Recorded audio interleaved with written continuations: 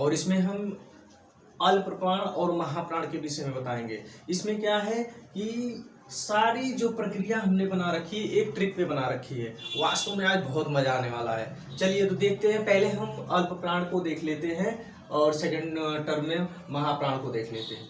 तो अल्प प्राण पहले होता क्या है हम देखते हैं। इसकी डिफिनीशन या परिभाषा की तरफ देखते हैं कि परिभाषा क्या कह रही है।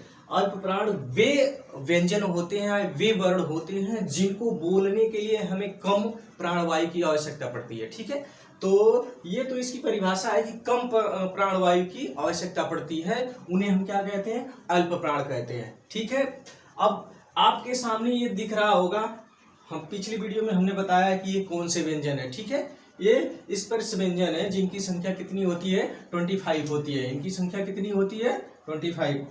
यहाँ लिख लेंगे 25। ये सारे स्पर्श व्यंजन है। ठीक है, अब स्पर्श व्यंजन में हमें ये देखना है कि अल्प प्राण कौन से वर्ण होंगे या महाप्राण कौन से वर्ण होंगे। ठीक है, चलिए तो आइए देखिए, हमने बना रखा है कि अल्प 135। ठीक है, अल्प 135 का मतलब तो आपको भली प्रकार से समझ में आ नहीं रहा होगा, लेकिन मैं जब इसको बताऊंगा कि अल्प 135 क्या चीज है तो वास्तव में दोस्तों बहुत मजा आएगा आपको पढ़ने में। चलिए देखिए, हम कहते हैं अल्प 135। अल्प का मतलब क्या होता है, अल्प प्राण हो गया, और 135 का मतलब होता है दोस्तों वर्गीय व्यंजनों का पहला, तीसरा और पांचवा वर्ण या अक्षर कह लीजिए। ठीक है, चलिए देखिए, अब देखते हैं कि अल्प प्राण का पहला अक्षर कौन सा है, तीसरा अक्षर कौन सा है और पांचवा अक्षर कौन सा है। ठीक है, तो अल्प 135, आप बस इतना से याद रख लीजिए, अल्प 135। तो अल्प 135 का मतलब हो गया कि हर वर्ग का पहला, तीसरा और पांचवा अक्षर। आपका कॉन्सेप्ट क्या हो गया, क्लियर हो गया। तो ये ट्रिक है, ट्रिक क्या है, अल्प 135। अब देखिए 135 का मतलब क्या हो गया, पहला, तीसरा और पांचवा अक्षर। ठीक है, तो पहला अक्षर कौन सा होगा दोस्तों, को हो जाएगा, ये वर्ग का क्या है, पहला, तीसरा और पांचवा अक्षर। ठीक है, अब दूसरा दे रहा है कि तीसरा अक्षर। ठीक है, अब इसी वर्ग का क्या है, तीसरा अक्षर हो गया। ठीक है, तीसरा हो गया। अब कह रहा है कि पांचवा। ठीक है, ये हो गया दोस्त पांचवा अक्षर। ठीक है, पहला, तीसरा और पांचवा। ठीक है, अल्प 135, पहला, तीसरा, पांचवा, तो कह रहा हर वर्ग का। ठीक है, तो ये क्या हो गया, क वर्ग, च वर्ग, ट वर्ग, त वर्ग और प वर्ग। ये 5 जो वर्ग हैं, 25 जो स्पर्शीय व्यंजन हैं, हर वर्ग के पहले, तीसरे और पांचवें अक्षर की बात कर रहा है। ठीक है, अब इसी तरह हम दूसरे वर्ग में चले जाएंगे। दूसरे में क्या हो जाएगा, च हो जाएगा, इसमें क्या हो जाएगा, जे हो जाएगा, और इसमें क्या हो जाएगा, ञ हो जाएगा।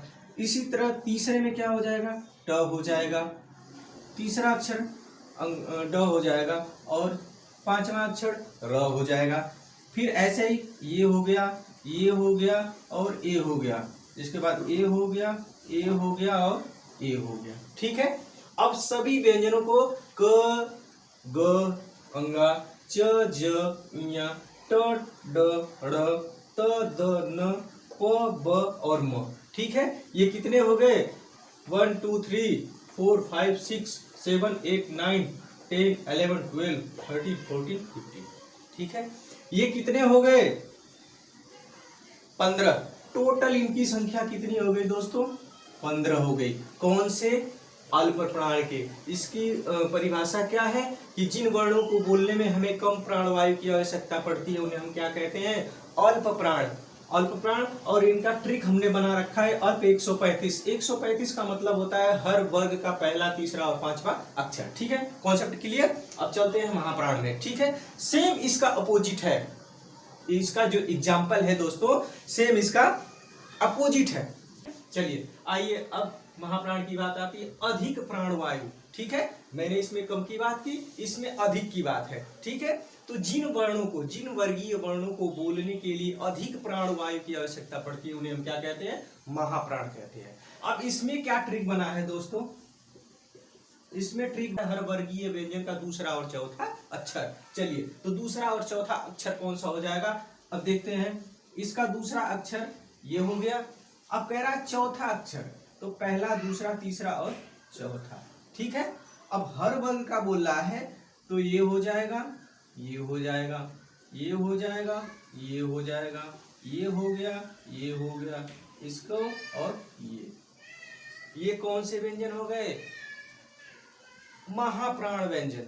ठीक है, या महाप्राण वर्ड कह लीजिए। ठीक है, तो इसकी परिभाषा के हिसाब से आप ट्रिक बस याद रखिए, अल्प प्राण का है अल्प 135 और महाप्राण का है महा 24। ठीक है, अगर कहता है तो 25 जो हमारे वर्गीय व्यंजन हैं उनमें से पहला, तीसरा और पांचवा कर लीजिए।